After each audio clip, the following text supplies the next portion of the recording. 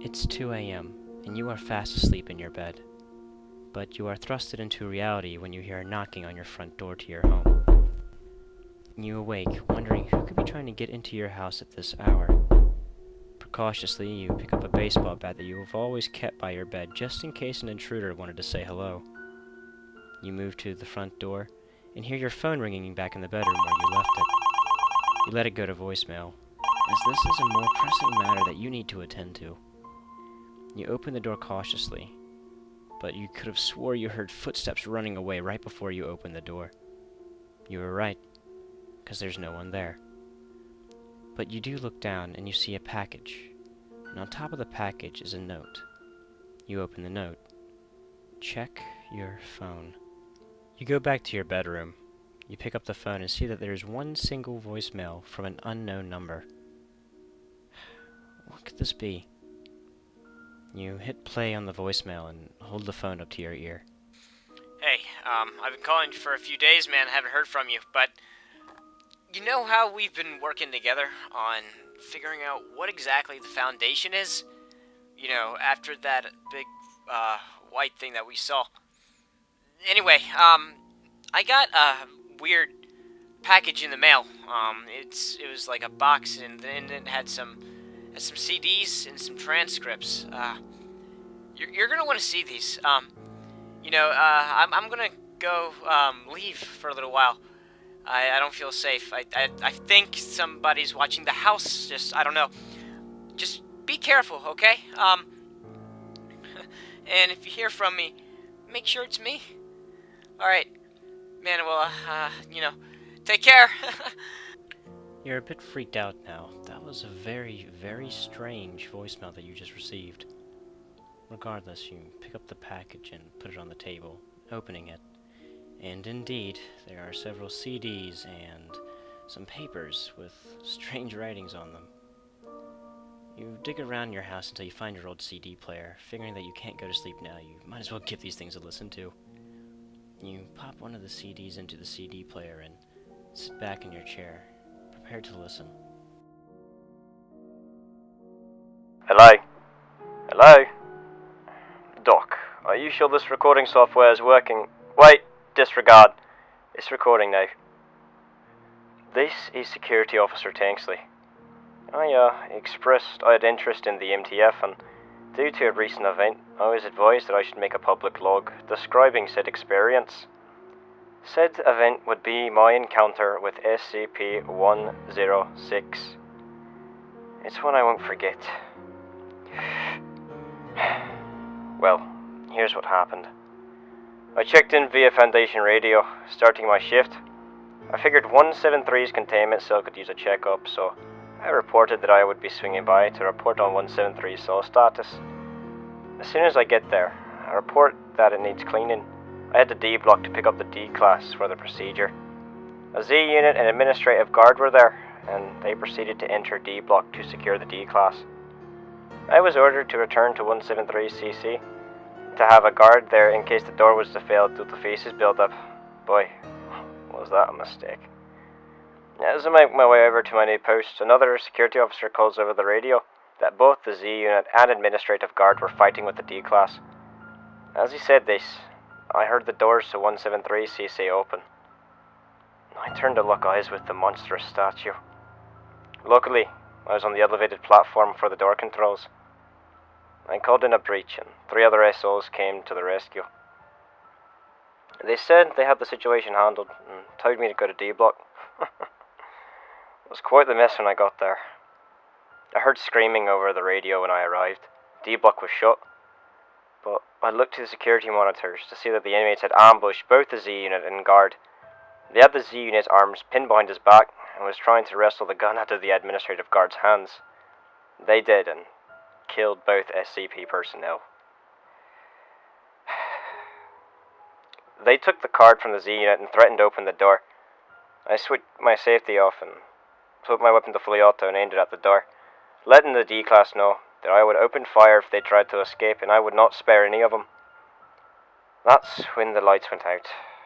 In the darkness, I heard the door open, I turned my flashlight on just in the nick of time to see the door start to open into D-block. I opened fire upon the horde of D-class rushing out, killing 2 and wounding 2 more, but eventually they got to me and tackled me, knocking me out. I woke up several minutes later, thankful to see that the D-class did not grab either of my weapons. I called over the radio, warning that the D-class had gotten out, and asked for a status update. A frantic researcher answered the radio, stating that there had been a mass breach and told to get to a mishap. I called over the radio and asked if any SOs were still alive, the only responding being Security Officer Tresk, stating that he was evacuating with 131-B. I said that the researchers were the priority and returned to repair for a search and rescue, but he never replied after that. I don't know what happened to him. I was running through the halls, looking for the researchers whose name evades me, but there was no signs of life in the facility. I eventually ran into a D-class by the name of Kevin. Can't quite remember the numbers he was assigned. I imagine I scared him as much as he scared me. I told him to stop running and stay put. He complied, and I gave him a flashlight. I told Kevin that if he stuck with me, he would get out of this alive. He was wary at first, but then he trusted me. He was behind me, and that's when we saw him. SCP-106. He's much more terrifying than the report state, you know. He made eye contact with me. The D-class screamed, and I grabbed him by the collar, and we took off down a hallway. I found a storage closet, and I took a knee and closed the door, telling the D-class to be quiet. I then radioed in for the doctor to update us on his position, and he responded that he was in the infirmary hiding. I decided this wasn't too far from our location, and told Kevin to get ready to make a run for it. We opened the door, and I swept the corridor, stating it was clear. With Kevin behind me, we make our way towards the infirmary. We eventually got there, and then the doctor ran up to me, grabbing me by my vest and screaming at my face to get him out of there. I told the doctor to calm down, and that would get us all out alive. The 3 of us walking out of the infirmary, to our dismay to hear crying down the hall. You know, I thought to myself, who the hell is crying? A D-class. So, I shone my flashlight in the corner and saw a pale white form crouched in the corner. The doctor grabbed me by the shoulder and told me that we should leave immediately and to not look at that thing's face. Whatever it was. I complied and instructed them to back up to where we came from and close the door. The doctor put us in the direction of the exit, and we started making our way there. As we were moving from the hallway to hallway, we got to a closed door at the opposite end of the hall. Then, SCP-106 phased through it. The door was closed. I repeat, closed. How the fuck did he just get through it? I ordered the doctor and Kevin to get behind me and open the door and get the hell out of there. I stood in the doorway as they ran, and I opened fire on the SCP. That's when he got to me. A black void opened at my feet and I sank down.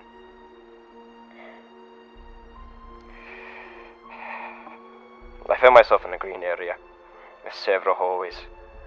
I went through one to find myself in a bloody labyrinth almost. Very dark, with only about 3 feet of visibility with a flashlight. I went from corner to corner, but found myself lost.